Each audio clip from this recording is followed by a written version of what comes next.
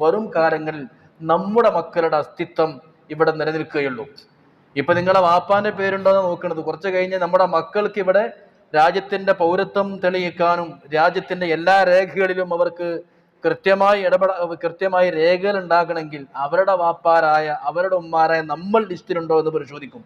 അപ്പൊ നമ്മുടെ മക്കളെ പരിഗണിച്ചുകൊണ്ടും നമ്മുടെ മക്കളുടെ ഭാവി ഓർത്തുകൊണ്ടും ഇപ്പൊ നമ്മളുടെ ഒക്കെ റെഡിയാണെങ്കിൽ പോലും നമ്മളെല്ലാം റെഡിയാക്കാൻ, എല്ലാ രേഖകളും ക്ലിയർ ആക്കാൻ പരമാവധി പരിശ്രമിക്കണം. അത് നീയത്ത് നോക്കിയാൽ ഈമാന്റെ ഭാഗം കൂടിയാണ്. കഴിഞ്ഞ ദിവസം ഒരു പെണ്ണ് എന്നെ ഫോൺ വിളിച്ചു. തെരഞ്ഞെടുപ്പിൽ മത്സരിക്കാൻ എന്നോട് നിർബന്ധിക്കുന്നു, ഞാൻ എന്താണ് ഇസ്ലാമിക മാനമെന്ന് ചോദിച്ചു. പൊതുവെ പെണ്ണുങ്ങളൊക്കെ ഇറങ്ങി പ്രവർത്തിക്കലും മറ്റുമൊക്കെ ഒരുപാട് പരിധികൾ ഉണ്ടെങ്കിലും വളരെ ശ്രദ്ധിക്കണമെന്നുണ്ടെങ്കിൽ പോലും ഒരിക്കലും നാം നിൽക്കേണ്ട ഇടത്ത് നമ്മൾ ഇരുന്നില്ല എങ്കിൽ നമ്മുടെ അവകാശങ്ങളൊക്കെ ധ്വംസിക്കപ്പെടുന്ന ഒരു സാഹചര്യം വരികയാണെങ്കിൽ നമുക്ക് കിട്ടേണ്ടത് കിട്ടാനും നമുക്ക് ചോദിച്ചു വാങ്ങേണ്ടതും അതുപോലെ തന്നെ പറഞ്ഞു